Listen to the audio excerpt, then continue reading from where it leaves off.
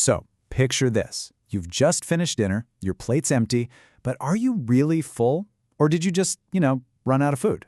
Turns out that feeling of fullness is way more complicated than you might think.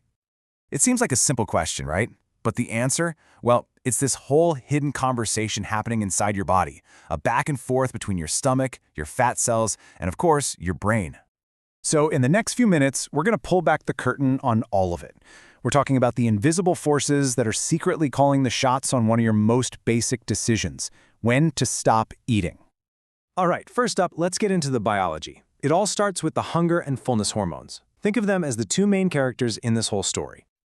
On one side, you've got ghrelin. This is the go signal. It's like that text message that pops up right before a meal saying, "Hey, feed me." It's fast, it comes from your stomach, and it demands action.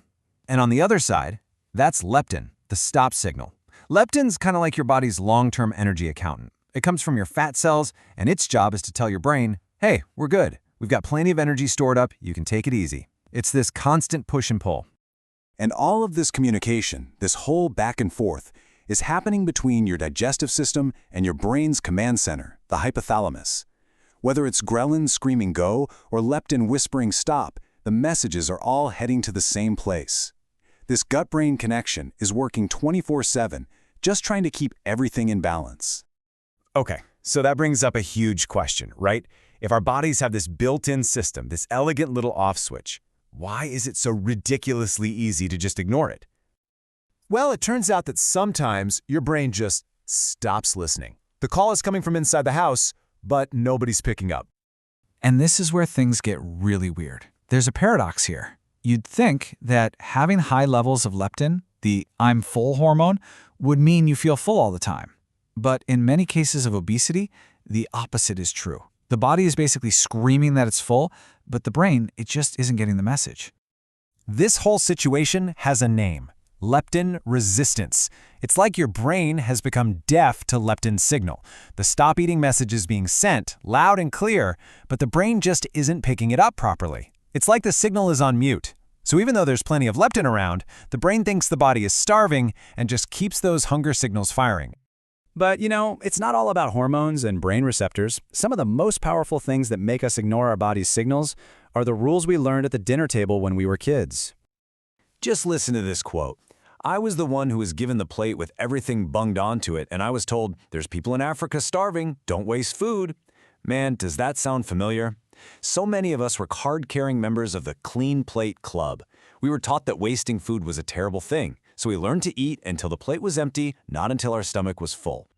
And it goes even deeper than that. This next quote nails it. My husband doesn't eat so much because he was never given large portions, but I would eat more because we were obviously given bigger portions when we were young. Think about it. What you think of as a normal-sized meal was probably decided for you years ago. It's a habit, passed down from your parents. So the rules of your childhood dinner table could still be deciding the size of your portions today. It's kind of crazy, but these habits can actually be more powerful than your body's own signals. Okay, so we've got biology, we've got childhood habits. Let's add one more layer to this whole thing: the mindless eating trap. This is all about your environment and how easy it is to get distracted. I mean, who hasn't done this? The quote says it all. If I'm sitting in the living room, watching TV and eating, I look down and my plate's empty. You're watching a show, you're eating on autopilot, and then, boof, the food is gone. You barely even remember tasting it, let alone feeling full. And it's not just TV, right? It's eating while you're working at your desk, it's socializing with friends at a party, it's eating in a busy restaurant.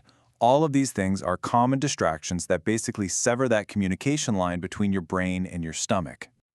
It's simple, really. When your mind is on the screen or on your work or on the conversation, it's just not on your meal. And that's when we stop listening to our body. All right, one last piece to this puzzle, and this one is a tricky little mind game we play on ourselves, especially when we're trying to eat healthy.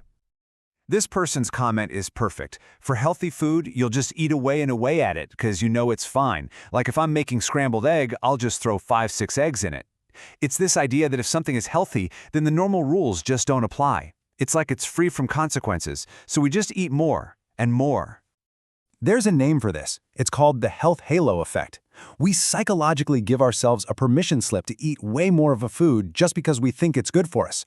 Our brain basically decides that more is better, and we totally ignore what our body is trying to tell us. So let's just put it all together real quick. First, you've got your body's signals, the hormones like ghrelin and leptin. Second, your brain can become resistant to those "I'm full" signals. Third, those powerful childhood habits can totally override your body's cues. And finally, just being distracted by the world around you can make you miss the signals entirely. So it leaves you with this question, doesn't it? What if being full isn't just some biological fact, but it's actually more of a decision? A decision that we just forget we're even making. Look, the science here shows us just how many different things are influencing us every single time we eat. Hopefully, just knowing about them helps a little bit. If you want to dig deeper, all the sources and studies are linked for you in the description. Thanks for joining me.